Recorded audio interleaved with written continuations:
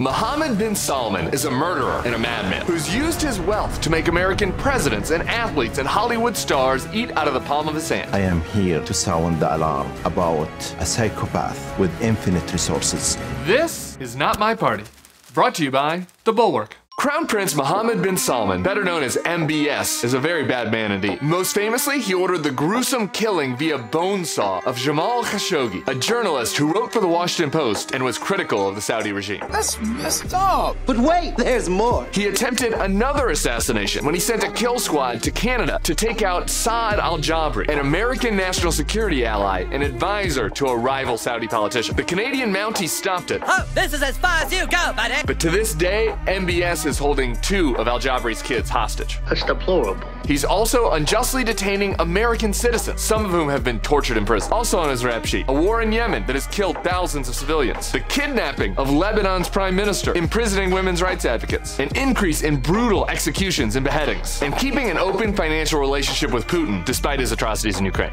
He's a very bad man. This is exactly the kind of despot that America should ostracize or clamp down on, a Middle Eastern Kim Jong-un. But we're not, because here's the difference between MBS and KJU. Money, money, money, money, money. Saudi is oil rich, which means they got plenty of quid to throw around at Phil Mickelson. Douche. And leverage over politicians who desperately want more oil supply to ease gas prices. And POTUS is no exception. Last week, Biden went to visit MBS, where he gave him the fist bump from hell. This sad suck-up was so alarming that even loyal Democrats in Congress rebuked Biden. Yikes. Biden's limp attempts to get in bin Salman's good graces is stupid on multiple fronts. For starters, French President Emmanuel Macron made a good point when he was caught on a hot mic telling Biden that MBS doesn't have significantly more oil supply to release. And even if he could, why would MBS do a favor for the man standing between him and his dancing partner, Donald Trump?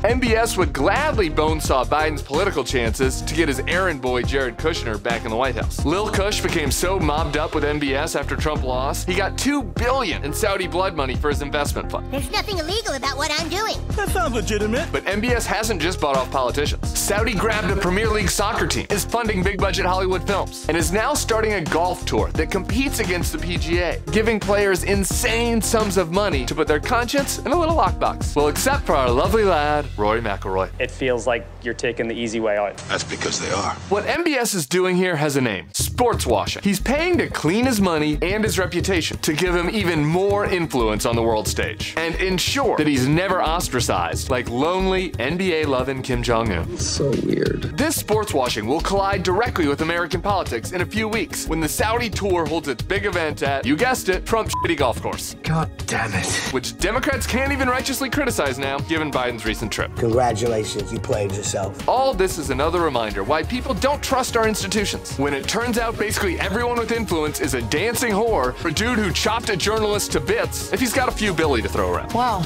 that's depressing. It's the exact kind of story you can read more about in my new best-selling book, Why We Did It, on shelves now. Go get it, people. Shut up and take my money. We'll see you next week for more Not My Party. For more weekly episodes of Not My Party, smash that subscribe button.